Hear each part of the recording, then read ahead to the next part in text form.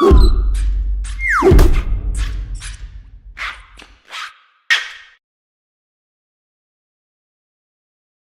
everyone, welcome to another Good e-Reader review video. My name is Michael. This is Peter. We have here the all-new Kindle Paperwhite, better known as the Kindle Paperwhite 3. Yes. This has the same screen technology as the Amazon Kindle Voyage at a fraction of the price. This is $120, whereas the new Voyage is $199. The Voyage is 12% lighter, but this has a lot of things going for it, including a very high-resolution e-ink screen with a 300 ppi and 1430 by 1080. Yeah, so it's huge. It really steps up the Kindle's game in terms of overall performance. Let's take a look at the hardware.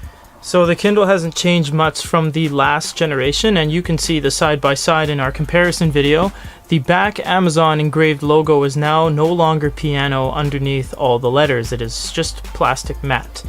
Of course, Amazon still does not have any manual page turn buttons, so you're forced to use everything on the screen. It is not a flush screen and bezel. It is about 1 millimeter deep, unlike the Kindle Voyage. You have a power button, light indicator, and a micro USB port for transferring data. The front Kindle logo has become piano finish instead of the back now, whereas the old Amazon Kindle Paperwhite 2 was white. So this is the home screen for the all-new Kindle Paperwhite. As you can see here, that if you've ever used a Kindle before, modern Kindle, you'll notice that there's the home, back, glow light, shopping, search, and Goodreads option. Goodreads is a social book discovery network. You can form virtual book clubs. You can switch things between list view and cover view. You can create collections if you have a lot of books. There's an experimental web browser, and a future video will show you exactly how to use this. I love it. 7 generations of Kindles. Right. 3 Paperwhites later. Yeah. Experimental browser. So you have books that are on the cloud, which are books that you've purchased maybe on other e-readers, tablets, smartphones, and whatnot, but then aren't necessarily on the device. And you can toggle back and forth to choose what's actually on the storage. Yeah, so you can keep your e-reader nice and clean. Let's take a look at the reading experience. We have Sycamore Row by John Grisham. So page turns are to be expected, as expected, are very clean, refreshes every 6 to 10 pages kind of thing. We have different options here. We have text. This is probably the most go-to you're going to be going to because it is everything here. This is the size, margins, line spacing, and fonts. Back in the Paperwhite 2, Cecilia was the default font. Now we're sitting on Bookerly as the default font. Here's the differences between the two of these fonts.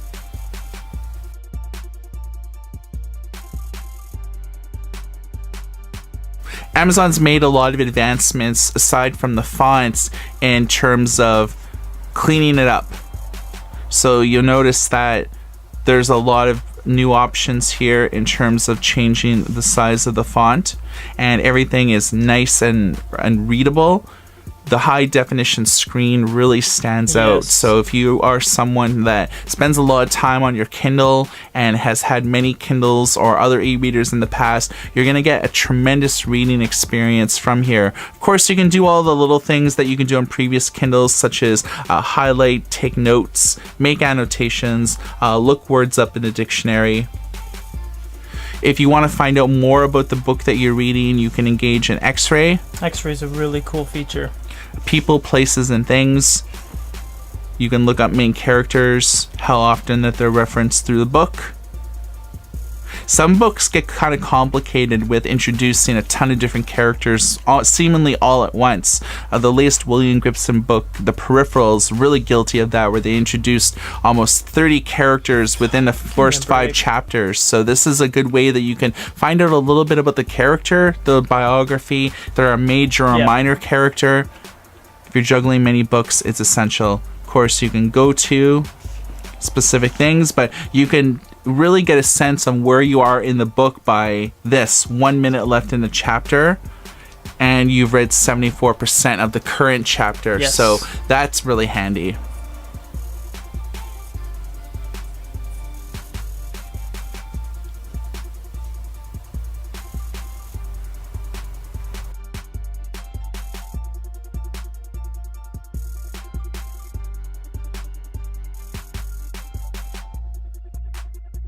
We know it's an e-reader, so you're meant to read books, but this handles PDFs rather well. So this is the Dungeons and Dragons Monsters Manual. We choose this because it has an even mix of shades, text, and pictures. So we're just going to do some pinch and zooms. You have to be very patient with it because pinch and zooming can take a while. You'll notice you have a mini map with a locator showing you where you are on the page.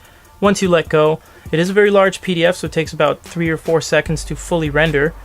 You can see the grays are very nice, very crisp. The resolution on his claw is very nice, and you actually get long presses, which no other e-reader does without the use of a stylus. What you can do from here is all of the normal functions you can do in an e-reader, on an e-book, highlight, add note, even translation on any PDF. So that's tremendously valuable on the Amazon Kindle Paperwhite. Yeah, translations are important because you can convert one word or one phrase to another language entirely, which is very useful. So the PDF experience on the Kindle is satisfactory, but it's not great. If you're looking for a dedicated PDF reader, we'd recommend Sony Digital Paper or to invest in a tablet. E-readers are just not indicative of a great PDF experience when it comes to extensive PDFs. It's only for basic PDFs. Newspapers, magazines will not work. A rule of thumb is if it's very image heavy, then it's not. You're not going to get a great PDF experience. But if it's just written words, it's perfectly satisfactory. Amazon has made a lot of advancements with the Kindle Paperwhite 3, the all-new Kindle, etc., etc. They have it basically just improved the screen technology itself. Most things are exactly the same. I think that this is a really good buy if you are a person that is invested in the Amazon ecosystem, whether you've had a previous Kindle or if you use the Kindle reading app on your smartphone, on your tablet, or on your computer. I think that Amazon does very well for itself. 75% of the US ebook market it controls, 95% of the ebook market in the UK. So people really love their Kindles, and this is a winner. For goodereader.com, my name is Michael. This is Peter. Everybody take care.